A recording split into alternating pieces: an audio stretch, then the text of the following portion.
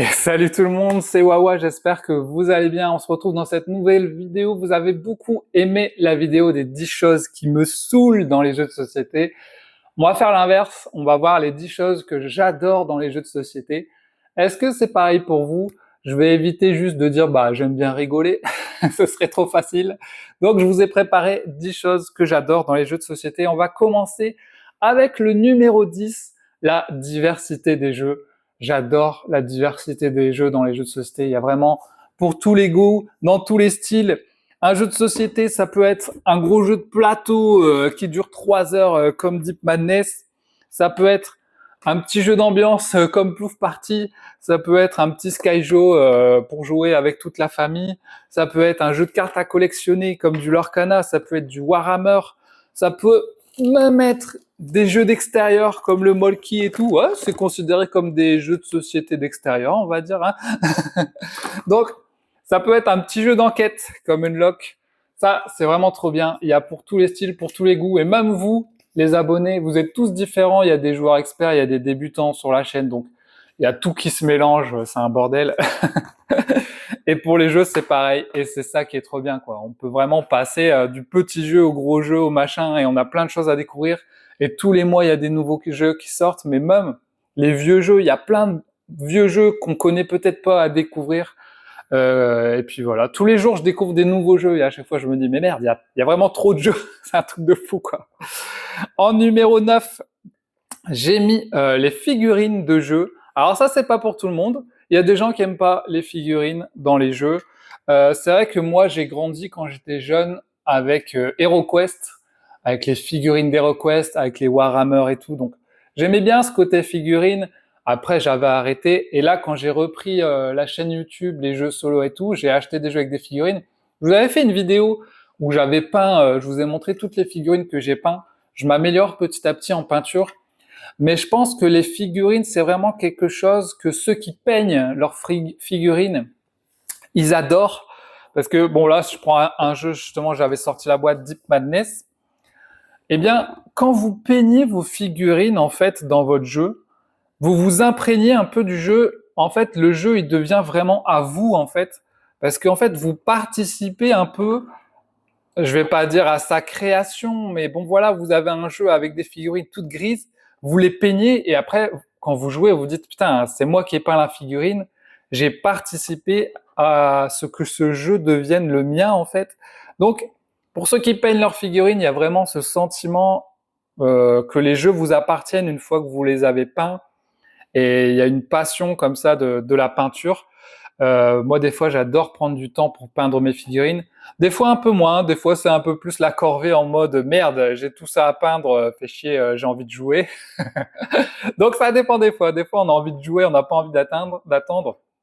Et des fois, on a envie de peindre, c'est une passion aussi. Donc, c'est pour ça que j'aime beaucoup les jeux de figurines. Même, je commence à en avoir beaucoup. Donc, des fois, je suis quand même content des jeux où il y a des standees, où j'ai pas besoin de peindre. Je me dis, ah, ouf, ouf. Mais voilà, c'est quelque chose que j'aime beaucoup dans les jeux de société. Les figurines, maintenant. Il y a des jeux magnifiques avec des figurines magnifiques. En numéro 8, j'ai mis les jeux en VO, en anglais ou même en japonais, qui vont sortir en VF quand j'apprends qu'il y a un jeu anglais qui m'intéresse et que je sais qu'il va sortir en VF. Je suis trop content. C'est une trop bonne nouvelle. Bah là, si je prends un exemple, par exemple, ouais. Ascension Tactique, qui était sorti en anglais il y a 2-3 ans, je crois, peut-être même 4, je sais pas. Et quand j'ai su qu'elle allait sortir en VF, j'étais content, quoi. Et maintenant, ça y est, elle est sortie en VF. Donc, merci aux éditeurs de traduire et sortir les jeux, de faire tout ce boulot de travail, de traduction et tout. C'est vraiment cool. Même si des fois, il y a des erreurs dans certains jeux de traduction. Bah là, je parlais de Deep Madness, j'ai installé une partie et il y avait une erreur sur la condition de victoire. Donc des fois, il faut aller vérifier quand même dans les règles en anglais. Et c'est pour ça que des fois, il y a des joueurs qui prennent leur jeu en anglais parce qu'ils savent que dans la VF, il y a des erreurs de traduction et tout. Est-ce que vous prenez vos jeux en anglais ou pas? Moi, je les prends pas en anglais parce qu'il y a déjà beaucoup de jeux en français à faire. Mais, bon, par exemple, j'ai mis une petite liste de jeux en anglais que j'aimerais bien voir en français un jour pour pouvoir y jouer. Invincible, par exemple, la gamme des Legendary, Leviathan Wilds, Rock Donjon, Necromold, Iron Helm, Devil May Cry, Primal, For Glory, Midara, Dawn of the Dead, Hearthstone, voilà, tous des gros jeux, même Kingdom Death Monster. C'est plutôt des gros jeux. Bon, pour les jeux d'ambiance, souvent ils sont traduits, je pense, les jeux d'ambiance. Après, il y a quelques jeux d'ambiance peut-être qui sont pas traduits, qui sont en anglais. Mais c'est souvent les gros jeux un peu comme ça qu'on convoite, qui sont en anglais et qu'on aimerait bien qu'ils sortent. Mais comme ça demande beaucoup d'efforts de traduction, c'est bon, il y a beaucoup de cartes à traduire. Mais on a aussi la chance en France et dans les pays francophones d'avoir des bons auteurs de jeux qui sortent en français et qui sortent pas forcément dans les autres pays en anglais, etc. Donc on peut quand même être fier des auteurs francophones qui sortent leurs jeux en français. Il y a plein de super auteurs qui font des super jeux. Donc on peut être fier d'avoir tous ces jeux en français, mais il y a quand même des jeux en VO qu'on aimerait bien voir. Et quand je vois qu'ils arrivent en VF, je suis trop content, quoi. En numéro 7, j'ai mis ma collection. J'adore voir ma collection de ma ludothèque, quoi, évoluer depuis le début. Avant, je faisais pas attention à ça quand je jouais aux jeux d'ambiance et tout. Mais quand j'ai commencé la chaîne YouTube, je me suis inscrit sur MyLudo. Comme ça, j'ai pu suivre, en fait, quand j'achetais des jeux, je les mettais dans ma collection. Quand je faisais des parties, je notais mes parties. Je note mes parties parce que, comme je fais des vidéos où je vous récapitule un peu les jeux que j'ai joués, bah, je le note. Comme ça me permet de voir à quoi j'ai joué, de pas oublier, etc. Et en fait, j'ai pris goût à ça. Voilà, par exemple, j'achète un nouveau jeu, Leaders, hop, je le mets dans ma ludothèque, mais je le mets aussi dans ma ludothèque virtuelle de MyLudo. Comme ça, je sais que j'ai le jeu. Des fois, maintenant, tu as même des suggestions. Quand il y a des extensions, ils te disent, bah voilà, il y a telle extension qui vous manque peut-être. Et ça permet de te voir aussi le nombre de jeux que tu as, ceux que tu as pas joué, ceux que tu as joué, parce que tu peux marquer, par exemple, tu peux filtrer avec les jeux que t'as pas joué pour voir ceux que t'as pas encore joué, par exemple, ou voir le nombre de parties que t'as fait sur les jeux. T'as plein sur MyLudo, t'as plein de statistiques. Tu peux voir parmi les éditeurs les jeux que t'as le plus. Je sais de quel éditeur j'ai le plus de jeux. Je sais les jeux que j'ai le plus joué. Je sais, enfin voilà. Tu peux savoir plein de trucs grâce à ça. À MyLudo ou à BGG, il y a plein d'applis comme ça pour suivre votre ludothèque, votre collection.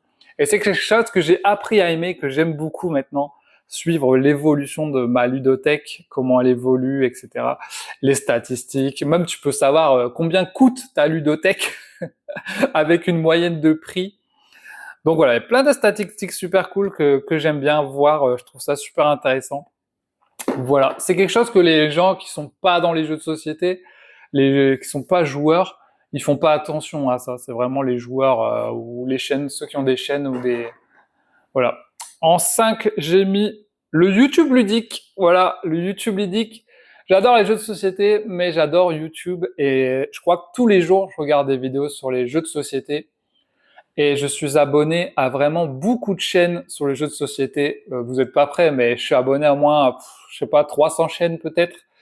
Des petites, des grands, même des chaînes avec 50 abonnés. Si vous avez une chaîne YouTube, je suis sûrement abonné. Vous pensez que je suis pas abonné, mais si je regarde vos vidéos, je suis abonné. Même des gens peut-être qui m'aiment pas, je suis abonné parce que j'adore regarder des vidéos YouTube. J'adore regarder ce que les gens font dans tous les styles en fait.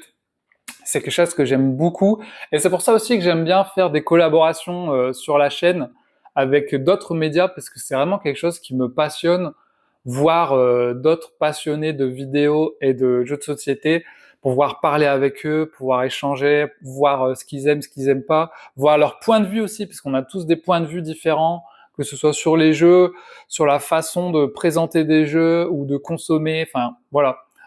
On est tous différents et on voit cette diversité aussi un peu sur le YouTube ludique, même si parfois il y a des choses qui se ressemblent beaucoup, hein, mais j'adore le YouTube ludique et en plus la plupart sont super cool. Je connais pas tout le monde, donc c'est quelque chose que j'aime beaucoup. Envoyer de la force à tous ceux qui font des vidéos YouTube parce que bah c'est gratuit, hein. C'est gratuit et les gens font ça souvent à côté de leur boulot. Moi, je fais ça à côté de mon boulot le soir quand j'ai le temps, des fois un peu sur mon boulot même. Là, le midi, je fais la vidéo le midi et alors que je suis censé bouffer. Voilà, on prend de notre temps, c'est une passion aussi, donc soutenez les gens à fond. Je regarde pas trop Insta, un petit peu Instagram, pas tant que ça. TikTok, je regarde pas. Je suis allé voir pour voir un peu ce qu'il y avait sur TikTok. Mais bon, ça m'intéresse pas trop. C'est vraiment des petites vidéos un peu publicitaires, on va dire. À part les trucs un peu humoristiques, ça j'aime bien. Après, il y a quoi ouais, je sais pas s'il y a d'autres trucs sur Facebook peut-être, page Facebook, mais là c'est juste pour suivre. Surtout sur Facebook, c'est surtout les éditeurs que je suis pour voir leurs sorties, etc. Mais voilà, le YouTube ludique, j'adore. Ça fait partie des jeux de société maintenant et tous les ans, il y a des nouvelles chaînes qui débarquent. En 6, oh, je me suis trompé entre le 5 et 6. Bon, c'est pas grave, vous pouvez inverser 5 et 6. Les couvertures de jeux. Alors, je sais pas si ça s'appelle des couvertures en vrai, mais la face de la boîte, voilà, là, je sais pas si ça s'appelle une couverture ou une face. En gros, c'est les illustrations des boîtes. J'adore regarder les illustrations des boîtes. Parfois, je peux craquer pour un jeu juste pour la boîte. Je vois la boîte, je me dis waouh, mais il me faut ce jeu quoi. Et voilà, on parlait dans les trucs qui me saoulaient de l'intelligence artificielle. Bah là, les couvertures, ça fait partie des. Quand je vois des illustrateurs qui font des couvertures comme ça, par exemple, ou même comme ça, hein. Nayad, voilà, qui fait la couverture de Leaders, qui a travaillé dessus et tout. J'adore quoi, je trouve ça incroyable. Et moi, j'aime bien mes gros jeux comme ça, les mettre de face dans ma ludothèque pour bien voir la couverture. Et en fait, comme ça, quand j'arrive dans ma pièce où il y a mes jeux, je les vois et à chaque fois, je les regarde et je me dis waouh, c'est beau quand même. C'est presque un objet de collection tellement c'est beau quoi. Moi, j'adore. Je trouve ça super beau. Et je pense que c'est hyper important maintenant la couverture d'une boîte de jeux. Il y a vraiment des gens qui craquent rien que pour la couverture. Et des fois, on a des magnifiques couvertures. En fait, à l'intérieur, c'est juste des petits cubes en bois, quoi, qui ont rien à voir. Mais rien que la couverture, ça peut te donner envie d'acheter un jeu. Là, peut-être que vous voyez cette couverture et vous dites, waouh, j'ai envie de tester ce jeu, quoi. Donc, c'est quelque chose que j'aime beaucoup. Les couvertures du jeu, ça me donne beaucoup de bonheur et de plaisir. En 4, j'ai mis la communauté, c'est vous, les amis. Je trouve la communauté de jeux de société incroyable. D'ailleurs, bah, il y a pas longtemps, je suis allé à Paris et Ludique. Bon, j'ai mis le petit programme pour vous montrer, quoi, mais j'ai rencontré plein de gens incroyables, même des gens qui me connaissaient pas, hein, mais t'es tout seul, tu vas à une table, tu demandes si tu peux jouer. Il y a personne qui va te dire non. En général, on dit ouais, vas-y, viens jouer et tout. Je trouve que la communauté des jeux de société, elle est vraiment tip top. J'adore. Même sur YouTube, même si des fois il y a des commentaires sur YouTube un peu salés et tout, mais la plupart des gens sont super cool. Et bah là, même pour Paris Ludique, je suis allé dormir chez un abonné, quoi. J'ai dit, il y a pas quelqu'un qui peut m'héberger. Ouais, vas-y, viens et tout, alors que les gens ne me connaissent même pas, tu vois. Donc c'est vraiment ça va jusque là, quoi. Les gens peuvent t'héberger juste parce qu'il y a une passion du jeu de société, quoi. C'est un truc de fou. Et je trouve ça incroyable. Et je pense que c'est une communauté, c'est une des meilleures communautés, je pense, si on peut comparer à d'autres communautés. Après, je connais pas hein, la communauté du maquillage ou j'en sais rien. Si je peux comparer avec la communauté du jeu vidéo, par exemple, des fois, je vois des commentaires sur Internet de jeux vidéo, ça vole pas très haut, hein, et c'est que des critiques. Mais il y a aussi une bonne communauté. Mais en fait, la communauté de jeux de société, je pense, elle est assez mature en termes d'âge en général. Et bah après, ça se transmet hein, de génération en génération. Il y a beaucoup de gens qui transmettent à leurs enfants et qui jouent avec leurs enfants. Mais la commu, c'est quelque chose que je trouve incroyable dans les jeux de société. Ensuite, en 3, j'ai mis ouvrir un nouveau jeu, unboxer un nouveau jeu. Quel plaisir d'ouvrir un nouveau jeu, de le découvrir. Donc là, par exemple, je me suis pris une extension pour Zombicide, les Tortues Ninja, là. Pouvoir ouvrir le petit plastique, ouvrir la boîte, regarder le contenu du jeu que tu connais pas encore, tu sais pas encore, tu vas découvrir la qualité du jeu. Est-ce que c'est de bonne qualité ou pas? Parce que ça, tu le vois pas sur Internet, que ce soit en vidéo, sur les boutiques, tu vois des photos, des vidéos, mais tu te rends compte de la qualité d'un jeu que vraiment quand tu le touches, quand tu le vois. Des fois, quand tu le sens, tu sens aussi si c'est chimique. Mais c'est quelque chose que j'adore parce que autant que jouer à des jeux, découvrir des nouveaux jeux. Et je pense, c'est pour ça qu'on achète beaucoup de jeux aussi, je pense, c'est parce qu'il y a une dopamine à ouvrir des nouveaux jeux et à découvrir des nouveaux jeux. ça nous donne du plaisir en fait de découvrir des nouveaux jeux. Donc voilà, c'est quelque chose que j'adore, qui fait partie d'une des choses que j'adore le plus, c'est de découvrir et ouvrir des nouveaux jeux. Après, ranger tes petits pions, tu sais, tu ranges bien dans la boîte, des fois tu sais pas trop comment ranger, ils te le disent pas. Des fois, je vire les inserts ou je vire les vieux sacs en plastique et je mets des petites boîtes pour ranger les pièces et tout. Ça, c'est aussi un plaisir de ranger ces jeux. Ça aussi, c'est les gens, je pense, qui jouent beaucoup, qui font ça, qui rangent leurs propres jeux et tout. Mais voilà, quelque chose que j'adore faire, ouvrir des nouveaux jeux. Ensuite, il m'en reste plus qu'un. Et où est-ce que je l'ai mis? Ah bah voilà. Ah non, il m'en reste deux du coup. Partager la découverte. Et oui, les jeux de société, c'est aussi le partage. Et même les gens qui jouent en solo, je pense, au bout d'un moment, ils ont quand même envie de partager. Et là, par exemple, je me suis acheté Pergola dernièrement, j'ai joué en solo et j'ai trop envie de le faire découvrir à Kumquat pour savoir si elle va aimer ou pas. Et quand j'ai des nouveaux jeux, j'adore les faire découvrir à mes proches, voir leurs réactions. Moi, je sais si j'aime ou pas le jeu, mais j'ai envie de savoir des fois si les gens vont l'aimer. Et à la fin, je leur dis alors, vous avez bien aimé ou pas? Et j'adore voir leurs réactions. Sur les jeux que je connais, par exemple, si tu prends Deep Madness, c'est un jeu que j'aime bien. Je sais très bien que bah si je le montre à Conquat, elle va pas l'aimer. Elle aime pas les jeux d'horreur, elle aime pas les jeux compliqués, donc elle va pas l'aimer. Donc je sais que ça va pas influencer mon avis final.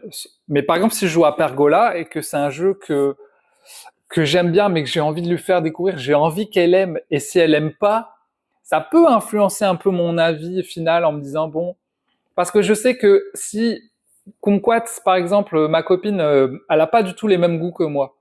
Donc si on arrive à trouver un jeu de société que j'aime et qu'elle aime, qu'on aime tous les deux, c'est un jeu de société assez spécial finalement, parce que faire aimer un jeu à deux personnes qui n'ont pas du tout les mêmes goûts, un qui est joueur, une qui est pas joueuse du tout, ça veut dire que c'est un jeu spécial en fait.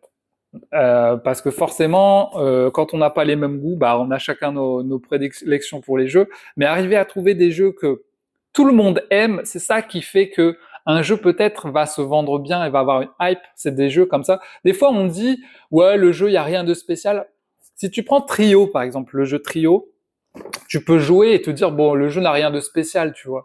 Mais en fait, c'est un jeu qui arrive à avoir, c'est accessible à tout le monde. Du coup, tout le monde arrive à jouer, et c'est pour ça que le jeu est comme Skyjo par exemple.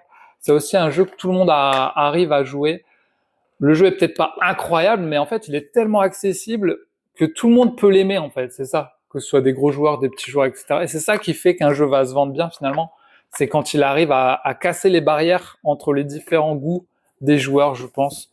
Donc voilà, j'adore moi partager mes nouvelles découvertes. Comme je joue à beaucoup de jeux, j'achète beaucoup de jeux, j'adore les faire découvrir à mes proches. Je préfère des fois jouer à des nouveaux jeux avec eux qu'avec des jeux qu'on a déjà fait parce que j'adore voir leur réaction. Et en numéro 1, j'ai mis le principal, les amis, surtout. Jouer, et bah ouais, hein, quand même. On est là pour jouer hein, à la base. Donc forcément, jouer. Et moi, c'est quelque chose que j'adore faire, que j'ai toujours fait, jouer dans ma vie. Que ce soit dans les jeux de société, les jeux vidéo, les escape games, dans le sport aussi. Le sport, et pour moi, c'est un jeu. J'ai fait plein de sports aussi, j'adore le basket. Et voilà, j'aime bien faire entrer le jeu dans ma vie. Il y en a pour qui c'est la musique, il y en a pour qui c'est la danse. Bah moi, c'est le jeu, voilà. C'est vraiment quelque chose.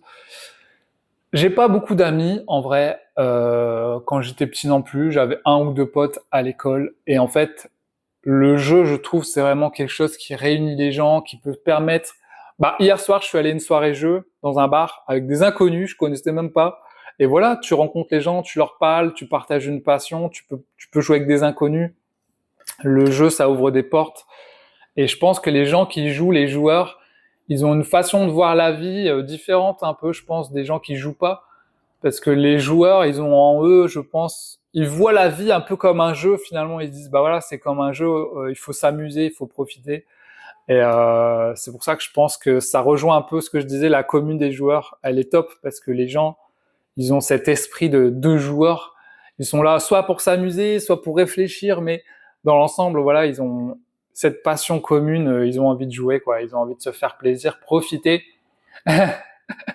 On a envie de profiter, quoi. Voilà, c'est ça. Alors, dites-moi pour vous, qu'est-ce que vous adorez dans les jeux de société? Est-ce qu'il y a des trucs que vous avez trouvé pertinents ou pas, ou vous n'êtes pas d'accord? Dites-moi tout en commentaire. Et puis, si vous voulez aider la chaîne, bah, vous savez quoi faire. Je vous le dis pas. Allez, gros bisous, je vous laisse. On se retrouve dans de prochaines vidéos. Salut tout le monde.